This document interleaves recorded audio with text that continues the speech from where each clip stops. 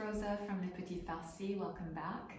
This is my 5th day of being in my home kitchen, coming up with some ideas to share with you.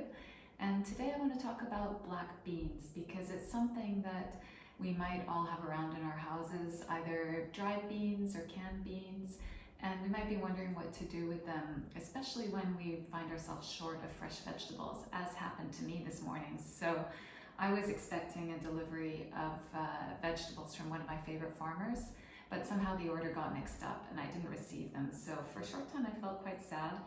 And then I thought this is a time to use really those bits that are in my fridge. So onions, carrots, things that we pretty much always have if we're lucky, and use those cans that I stocked up on before all this happened, thinking I might need them. So something I found at the supermarket not long ago was these Brazilian black beans, which is something quite unusual to find in France. So I grabbed those, and whenever I make black beans, it makes me think about Guatemala. I have a very good friend named Jean Fraser who lives there, and I was lucky enough to visit her a few years ago. And black beans are very much a staple food there. So as I talk, I'm going to turn on the burner.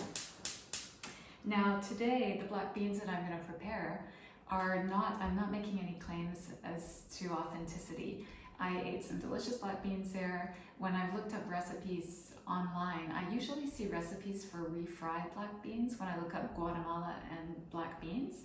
But I seem to remember eating beans there that were whole, not mashed, and nicely spiced. So when I make them at home, I don't really worry about whether it's authentic. I just use the spices that I have and things that make me happy, and it might vary each time I make it. It's not going to be exactly the same recipe. So today I'm just going to start with some olive oil because that's the oil that I always have in my kitchen closest to the stove. Whether or not it's used in this type of cooking doesn't really matter in this case. And I'm going to keep the heat not too high. We don't want the oil to smoke. I've got the onions. I've got red onion here, so 1 red onion, which I've pre-diced just to save time because I have to watch the time in these videos. And I'm going to put it in and we'll just start to sweat it. And the carrot, I didn't cut it in advance because it had such a cute shape that I wanted to show it to you. So I'll just dice that and add it to the onion. Just give those onions a little stir. So the carrot, when you have a funny shaped carrot like that, you can just cut it in half. So cut it in half in the middle so that you can deal with it. And then I'm going to cut this half that's a funny shape. Always make sure you hold on to both sides when you cut it. And then put your carrots flat so that they're easy to dice. So I'll just cut them in half now so that I have quarters lengthwise. And then I can dice them and add them to the onions so quickly.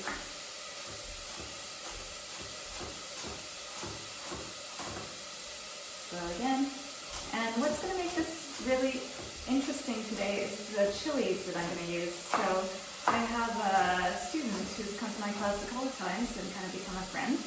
Her name is Carol Bidnick, and she was in California, and she was very kind last time she came to bring me some different chili powders from a spice shop near her. So I'll be talking about those. They come from a place called Oaktown Spice Shop in California. And because I couldn't decide which ones I wanted to use, or which one, there are 3 of them, I decided that I would use all 3 today. So I'm excited to have these special chilies to use today. I actually have a spice cupboard that's filled with spices people have brought me from other countries. And that's what really makes it fun for me to play around with very simple ingredients. So while those are sweating, I'm just going to cut the garlic, just chop it. So that can go in last because garlic, you never want it to burn, so you can always add it when the onions are already a bit translucent and getting close to being done. So I'm just going to trim that little end, and then make sure it's really crushed. Chop it up. Chop it up finely, and then add it.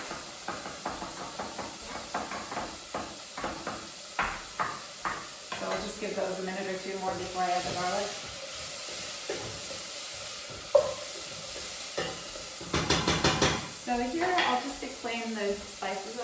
So this is a cumin that I brought back from Morocco last time I was there. And when I use cumin, I really love to just crush it myself. Then you get that wonderful fragrance. So ground cumin is fine, but I always enjoy crushing it myself in the mortar. This is oregano that my friend Katerina gave me. So this is from Calabria, which is known for the quality of its oregano. So I'm using some of that. And then I have chipotle chili pepper. I think most of you know that. It has a wonderful kind of smoky, woody flavor. This one I don't dare pronounce, so I'm just gonna, I think it's guajillo chili powder, which is often used in Mexico, and that has kind of a sweet taste. And then this one is really fun. I love the name, goat horn chili. And that one is also kind of smoky, and it's got a slightly kind of more crushed texture rather than being just a powder. So I'm gonna add a little bit of those. So as the vegetables are sweated, so I'm just gonna have a look. So they're starting to get a little bit soft. You can see in the pan. There you go. So I'm adding the garlic. While the garlic's cooking, I'll just crush the cumin.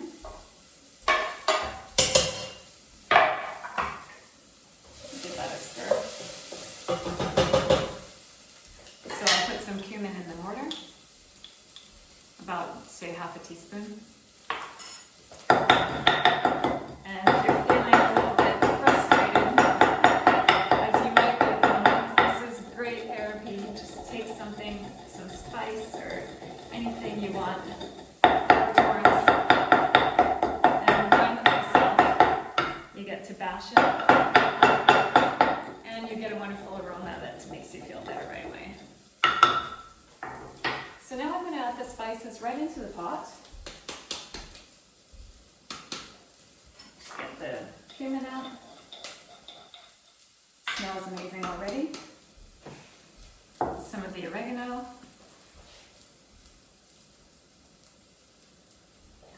And a little bit of each of these chili powders.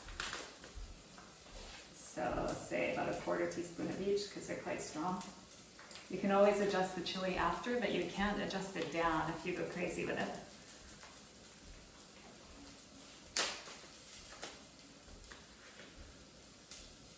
A quarter teaspoon of that. And a little bit of chipotle, which is really one of my favorites. So give that a stir as well.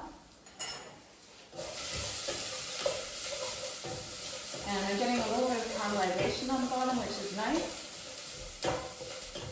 Whoa, getting that chili aroma. Be careful not to put your face right over the pot like I almost just did. Now you can add your beans. So these beans are relatively salty. So I decided not to use a stock, because if I use stock, unless it's homemade, it's going to be rather salty, and I don't want to add a salty stock to these salty beans. So I just prepared some water, which I just warmed up in the kettle. And I'm just adding enough water, not all the way up to the height of the beans, just see if you can see that, but just beneath the height of the beans. And then we can let these flavors all cook together for a little bit. So I'll leave this for about, say, 10-15 minutes. Just let it stew a bit. If you want to add some herbs, cilantro, of course, is very nice when you serve it. You can add some tomato if you like tomato. I didn't have any fresh tomato today. I might have chopped one up and added it along with the carrots. So you can really adapt this as you like and make it your own. But I just wanted to give you an idea of one way you could do it. So thank you for joining me. Please comment, send me ideas of things you'd like to do. I was thinking of doing some crepes tomorrow, maybe some flambé crepes. So let me know what you think about that. And I'll see you soon. Bye-bye.